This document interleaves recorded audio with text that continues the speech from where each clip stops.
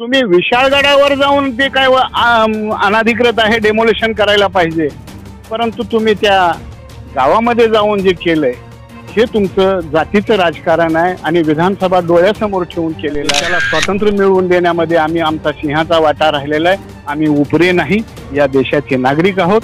आम्हाला संरक्षण बी मिळालं पाहिजे, आरक्षण बी मिळालं पाहिजे आणि शिक्षण बी मिळालं पाहिजे. मुस्लिम समाजात जाता क्या नाही करता, राजकीय दृष्टिकोनातून, सामाजिक दृष्टिकोनातून, औद्योगिक दृष्टिकोनातून ज्या पद्धतीची मॉब लिंचिंग, मी फक्त मानव हत्याचे बोलत नाही, सामाजिक, आर्थिक, काय म्हणतात त्याला, शैक्षणिक, औद्योगिक, ज्या काही मॉब लिंचिंग या राज्यामध्ये मुस्लिम समाजासंदर्भात होतात त्याच्या विरोधातच सर्वपरीचं संरक्षण या समाजाला मिळावं यासाठीचं हे आंदोलन आहे. मी आहे अहमदपूर शहरात असलेल्या शासकीय विश्रामगृहामध्ये.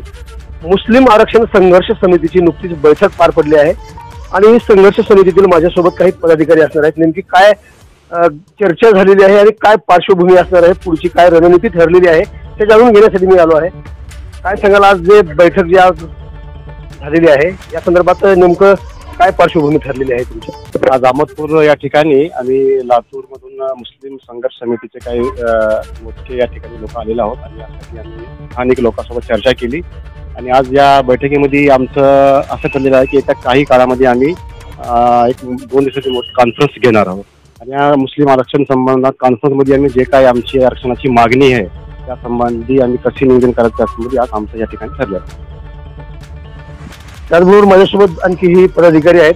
तर तुमचा परिचय आणि काय नेमकं सविस्तर सांगायचं आहे? मुस्लिम आरक्षण संघर्ष समिती ही आरक्षण, संरक्षण आणि शिक्षण ह्या 3 गोष्टी मुद्द्यावर आज येणाऱ्या ज्या कालावधीमध्ये कॉन्फरन्स होणार आहे लातूरमध्ये आणि ती कॉन्फरन्स जी आहे ते पूर्ण स्टेटची होणार आहे.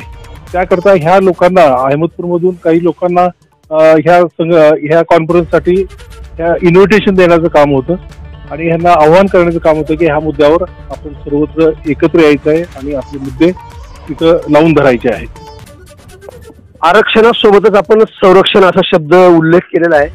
संरक्षणाच्या बाबतीत काय सांगायचं आहे? मागेच 14 जुलै रोजी जो विशाळगडावरती प्रकार झालेला आहे, विशाळगडाच्या पायथ्याला जे मुस्लिम बांधव राहत होते त्यांचं अनाधिकृत अतिक्रमण आहे म्हणून हटवण्यात आले. आरक्षण संघर्ष समितीची काय भूमिका असणार आहे यामध्ये? आरक्षण संघर्ष समितीची भूमिका ही जी आहे ते संरक्षण म्हणून आहे. अल्पसंख्याक संरक्षण हा 2013ला एक बिल कायदा पास झाला होता, तो अर्धवट राहिला. पण ह्या निमित्तानं तुम्हाला माहित आहे की बुलडोजर असेल किंवा मॉब लिंचिंग असेल, त्या गोष्टी नेहमी ह्या अल्पसंख्याक मुस्लिम समाजाबरोबर नेहमी होतात आणि होत आहेत.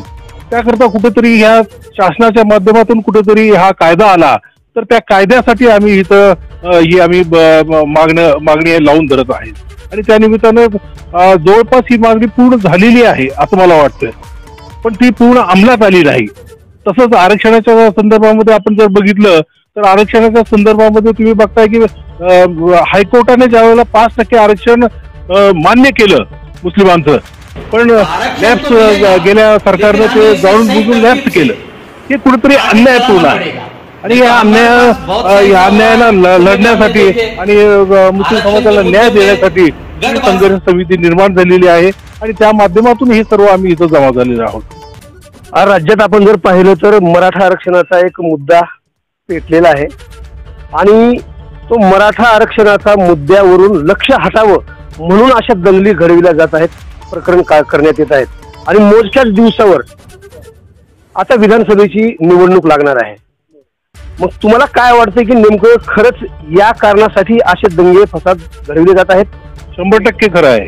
हे जे लोकांना जे आहे ते मराठा आरक्षण आहे, मराठा आरक्षणामध्ये ज्या पद्धतीनं जरांगीनं आपली भूमिका मांडली लोकांनी साथ दिली, तर त्यामुळे काय झालेलं आहे की लोक इथलं जे सरकारचे जे धाबे जे दणाणलेले आहेत आणि त्यांच्यावरून कुठं डायव्हर्ट करण्यासाठी तो जो मुद्दा आहे तो डायव्हर्ट करण्यासाठी निश्चितपणे ह्या प्रकारचे खेळल्या जात आहेत असं समजायला वाव आहे.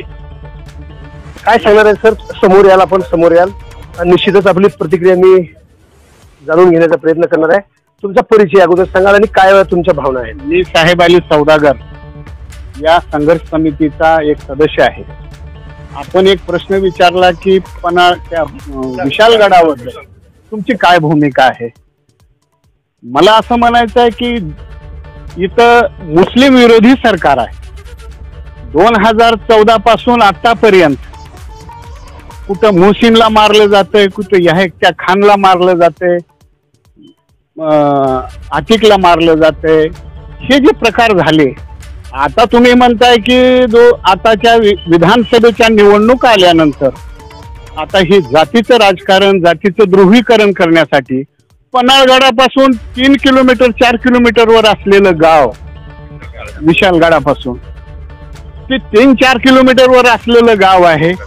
तिथं रहिवासी तिथं किती वर्षापासून राहतात, ते अनाधिकृत कसे, आणि तुम्ही विशाळगडावर जाऊन ते काय अनाधिकृत आहे डेमोलेशन करायला पाहिजे, परंतु तुम्ही त्या गावामध्ये जाऊन जे केलंय हे तुमचं जातीचं राजकारण आहे आणि विधानसभा डोळ्यासमोर ठेवून केलेलं आहे. तुम्ही आता आम्हाला वक्फ बोर्डाच्या ह्याच्यावर तुम्ही 10 कोटी आम्हाला निधी देताय. आता तुम्हाला असं वाटतंय की लोकसभेला सगळा मुस्लिम समाज तिकडे कसा गेला, ही त्यांना काळजी आहे आणि त्या काळजीच्या माध्यमातूनच हे आमच्यावर अटॅक केलेला आहे.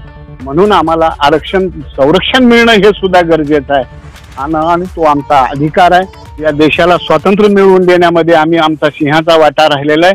आम्ही उपरे नाही, या देशाचे नागरिक आहोत. आम्हाला संरक्षण बी मिळालं पाहिजे, आरक्षण बी मिळालं पाहिजे आणि शिक्षण बी मिळालं पाहिजे. ही भूमिका घेऊन आम्ही हे आलोय.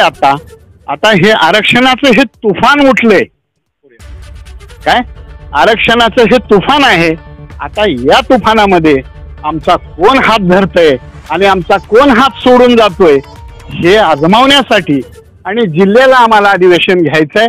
त्या अधिवेशनाला जास्तीत जास्त संख्येनं लोक बोलवायचे आहेत आणि आम्हाला हे अधिवेशन यशस्वी करून आम्हाला दाखवून द्यायचं आहे की हा समाज अजून जागा आहे आणि हा समाज जिवंत आहे, हे आम्हाला दाखवून द्यायचं आहे. म्हणून हे आम्ही अधिवेशन घेतोय आणि त्या अधिवेशनाची भूमिका आम्ही अहमदपूरमध्ये आलोय आणि आमच्या एका आवाजावर एवढ्या समाजानं आम्हाला एकत्रित येऊन ते आमच्या आवाजाला होकार दिलाय, त्याच्याबद्दल आम्ही ह्या अहमदपूरकरांचे आभारी आहोत. याचबरोबर माझ्यासोबत मोहसिन भाई असणार आहेत. त्यांच्या काय भावना आहेत जाणून घेऊया. जिंदा हूं अभी मरा नहीं हूं मैं. जिंदा हूं अभी मरा नहीं हूं मैं. जुल्म सितम जो चाहे कर ले, जालिम हुकूमत डरा नहीं हूं मैं.